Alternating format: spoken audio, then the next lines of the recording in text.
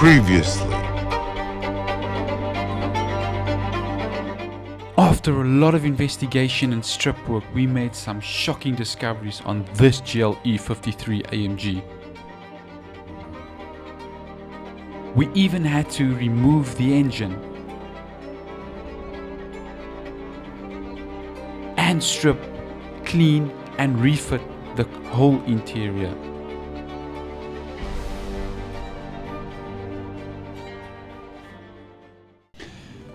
It's really good to be back from sunny Europe to ice cold Cape Town. And what happened here? Don't worry guys, I've got it on camera. I'll show you guys what happened here, how we got to this point. Please bear with me guys. I'm gonna try and squeeze this engine rebuild as much as possible. I don't want to bore you guys, but I want to take you guys through the whole process. It is a bit of a long process to rebuild an engine, but I think I can do it in 10 to 15 minutes. I think that's doable. I've got 6 hands. I tuck the other ones here in the back so you won't see them. I'll take them out when I'm using them. So let's go. Okay, so we're starting off by removing all the crankshaft main bearing caps from the engine block. We sent this away to the engineers. These parts, it's very critical to keep them in the correct order and also to keep them as clean as possible.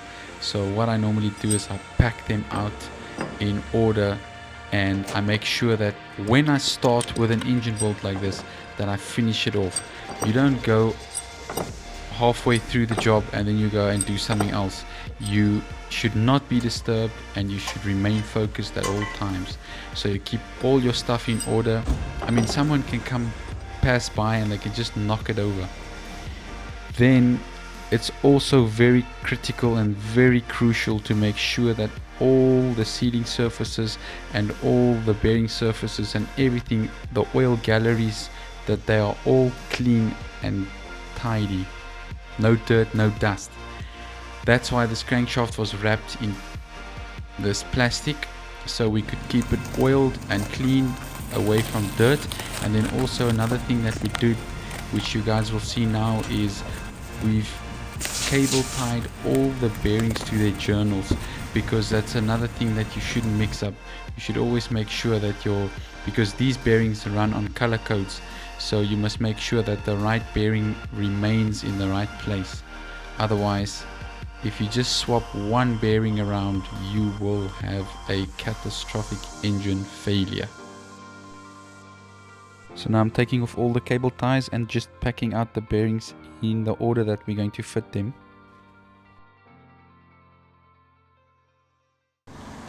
I've never worked on a straight 6 engine. This is my first.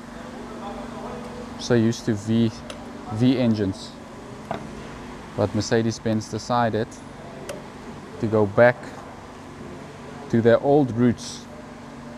I wonder if they were going back to their old roots, or they were seeing that BMW has been using it all these years and it's been working, and then they finally decided, if you can't beat them, you join them.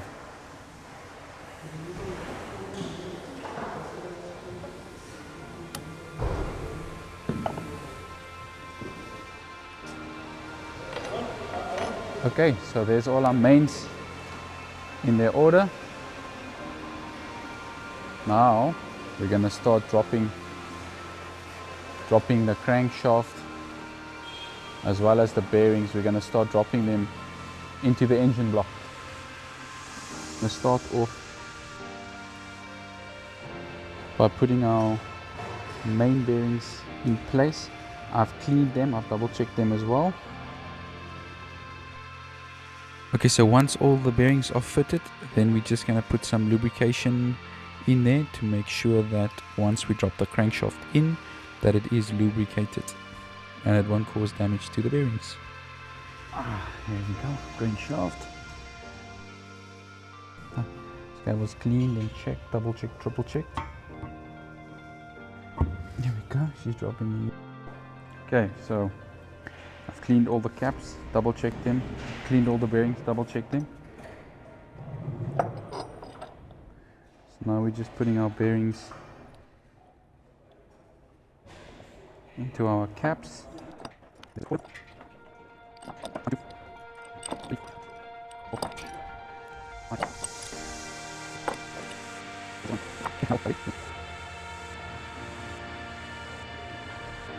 Again, we're adding some oil for lubrication.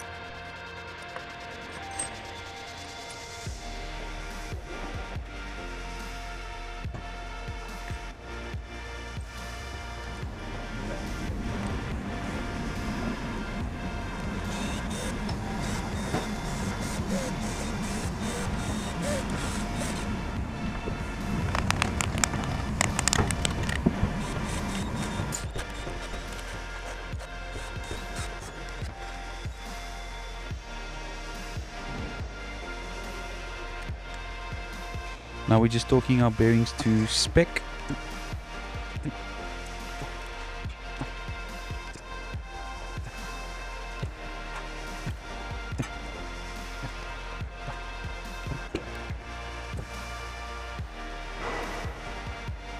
Let's give it a check again. Beautiful. Okay. This is one of our new conrods that we have to break. New sleeves. Oh, look amazing. So we're gonna go ahead and slide the pistons in now. So just before we slide in the pistons, I just want to go ahead and lubricate all the sleeves. Okay, so I've gone ahead, I've put all the con rods on the pistons. So there's our new pistons with our new rods. Those are 2 old rods. We only had to replace 4 rods. There's our 4 bent ones. So now I'm very carefully and gently squeezing all the pistons with a ring squeezer, and then we're sliding them into the sleeves.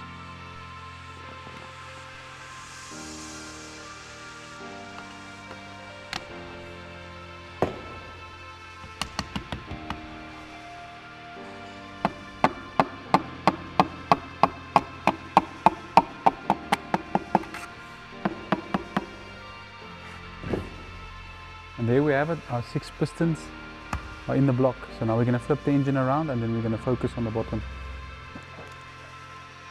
Now I'm just repeating the process on the connecting rod bearings as that of which we did on our main bearings. So the work that we've completed now, that is, we've basically built a sub-assembly. Now that was a lot of tedious measurements and checking, double checking, triple checking.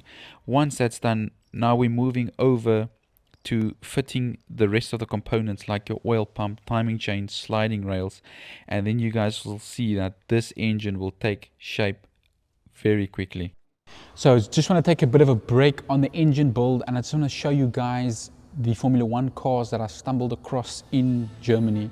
It was really amazing. I've never been so close to a Formula 1 car, and it was just amazing to see the technology and everything that's been put into that car. It wasn't even the latest models, but just to see where the technology is at on those cars was amazing. No wonder if they touch, just pieces fly everywhere.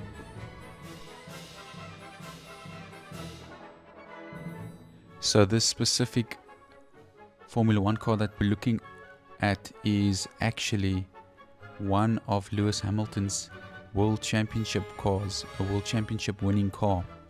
And he's one of the very few riders that doesn't change their number to a number 1 when they win a World Championship, but they keep their original number, which is quite amazing, I personally think.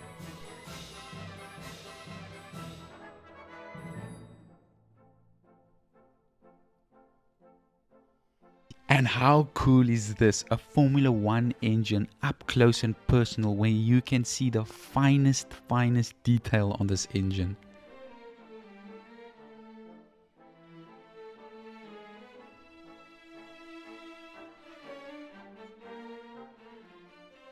And here we're looking at a McLaren on their early glory days.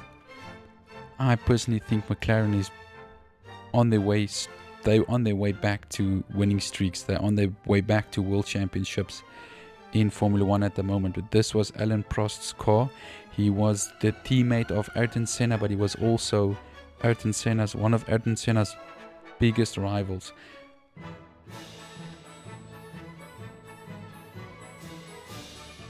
And here we get to see a stripped edition of Nico Rosberg's car. So Mercedes-Benz won 7 world titles in the beginning of the turbo hybrid era, where one of them was won by Nico Rosberg. So he used to be a friend of Lewis Hamilton, but there was a time when he became a rival. And it's just amazing to see the technology in this car with the covers being removed.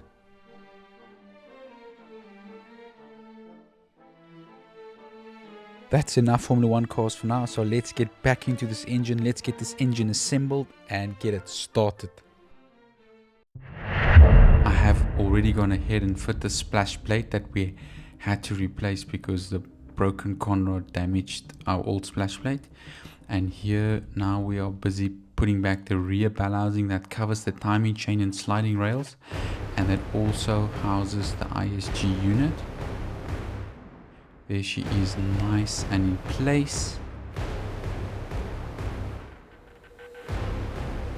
Now we're unboxing our brand new head gasket.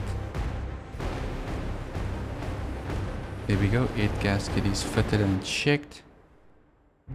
Now we're going to gently drop on the cylinder head. We have to be careful so that we don't scratch the sealing surfaces or damage our new head gasket. And then we line up the dowel pins to make sure that the head fits on nice and snug. There's all our head bolts fitted. Now we're going to enter them. We're going to enter all the head bolts. Now we're torquing our head bolts. We're doing our degrees on our head bolts. This is a timing gear that gets driven by the timing chain, and then it drives the camshafts, and then we're also dropping in all the hydraulic lifters. This is our camshaft bottom bearing, intake camshaft, exhaust camshaft. Now we're closing up the tappet cover. Here comes our ISG unit. We are the only ones in Cape Town with this special tool. I contacted the main dealers in the area regarding this tool, and they didn't even know what I was talking about. So yeah guys, we are the only ones in Cape Town that's got this tool.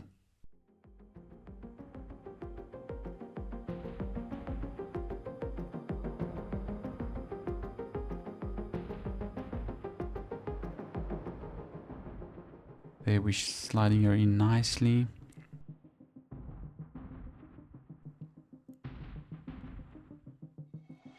Now we're taking off the special tool.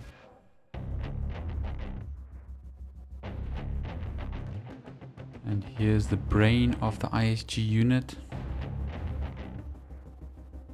So now we've fitted some add-ons like the electronic turbo, oil cooler, oil filter housing, mechanical fuel pump. There's our Tupperware, plastic intake manifold, turbo fitted.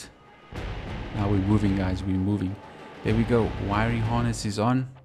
I told you guys we're going to do this in 10 to 15 minutes. And there's some more add-ons. Our engine is very close to going back into the car. Just look at that, sump is on. This engine is pretty much complete and ready to go back into the car. Oops, she's back in the car. We just need to fit the exhaust manifold and the airbox.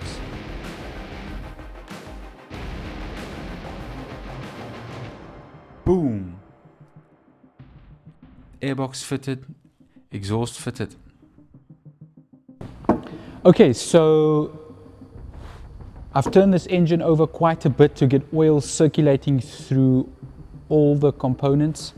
just to make sure that when we start it up, that we've got oil pressure, oil supply everywhere where it is crucial.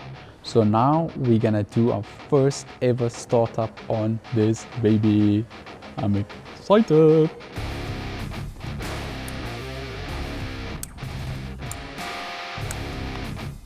Okay, so I did unplug all the coils and the fuel rail and all those type of things. Unplug them all.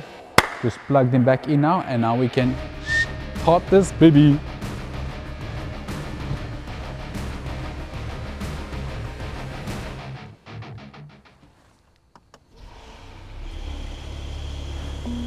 What?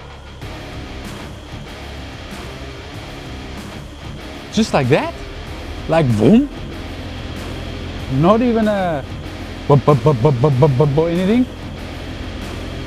Got some warning lights, but that's normal. Did you guys hear that? Did you guys see that? Check it out. Wow, wow, wow, wow.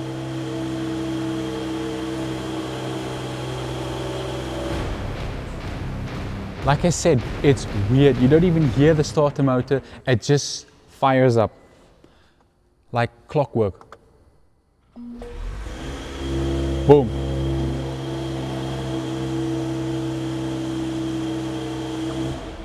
Pretty awesome.